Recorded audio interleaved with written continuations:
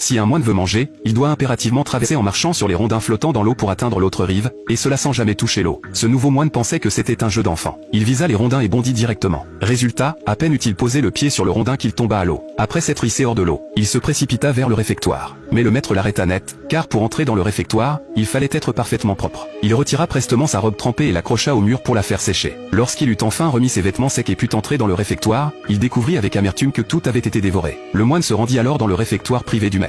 À peine eut-il saisi une cuillerée de riz que le maître la lui fit tomber des mains d'un geste sec. Voyant le moine affamé, le maître l'emmena devant les rondins flottants. Il lui ordonna de se tenir debout sur un rondin. S'il parvenait à garder l'équilibre, il pourrait manger le riz qu'il tenait. Mais ce moine avait un équilibre déplorable. Debout sur le rondin, il vacillait dans tous les sens. Et par malheur, il bascula une nouvelle fois dans l'eau. En punition pour avoir gaspillé la nourriture, il dut laver toute la vaisselle. Le lendemain, ne voyant aucun maître aux alentours, il escalada le mur pour s'introduire dans le réfectoire. Mais à peine fut-il juché sur le mur que le maître surgit et l'expédia dans l'eau d'un coup de pied. Tous les moines éclatèrent de rire en le voyant. Le soir venu, il prit 2 tonneaux et les fit rouler sur une pente. Il guetta le bon moment pour sauter sur les tonneaux en mouvement et s'entraîner à la coordination. Après d'innombrables chutes, il poussa la vitesse des tonneaux au maximum, puis se mit à bondir de l'un à l'autre. Cette fois, il réussit enfin à se tenir stable sur les tonneaux. Le jour suivant, à l'heure du repas, tous ses compagnons s'apprêtaient à le voir se ridiculiser une fois de plus. Contre toute attente, le moine bondit d'une seule jambe, posa un pied sur le rondin flottant et franchit l'obstacle avec une aisance déconcertante. Le maître, témoin de ses progrès, affichait une satisfaction évidente. C'est alors qu'un moine derrière lui fit s'éparpiller les rondins. Privés de leur support flottant, tous les moines tombèrent à l'eau. Le maître accourut sur les lieux. Il lança son assiette et démontra aux moines les techniques fondamentales de l'art de la légèreté. Le soir même, notre moine retourna près de la mare pour s'entraîner encore et encore. À chaque tentative, il tombait à l'eau, mais rien ne pouvait ébranler sa détermination à vaincre les rondins flottants. Après de nombreux échecs supplémentaires, il parvint enfin à atteindre l'autre rive. Le maître, alerté par le bruit, accourut et pressa le moine de rentrer se reposer.